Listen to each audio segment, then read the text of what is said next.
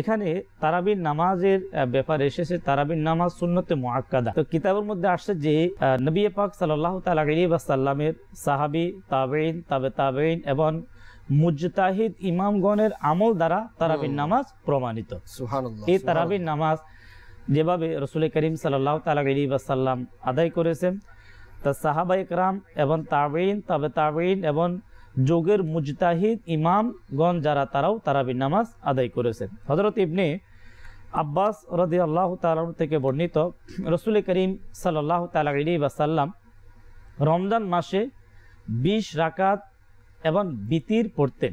মুসান্নিফ ইবনে আবি শাইবা।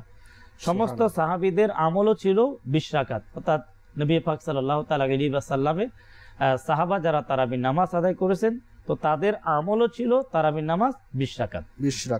রাসূল করিম সাল্লাল্লাহু তাআলা আলাইহি ওয়াসাল্লামের নাতি হযরতে আলী ইবনে হাসান রাদিয়াল্লাহু তাআলা থেকে বর্ণিত, হযরতে ওমর রাদিয়াল্লাহু তাআলার নির্দেশে লোকদেরকে নিয়ে উবাই বিন কাব রাদিয়াল্লাহু তাআলা আনহু 20 রাকাত তারাবির নামাজ পড়াতেন।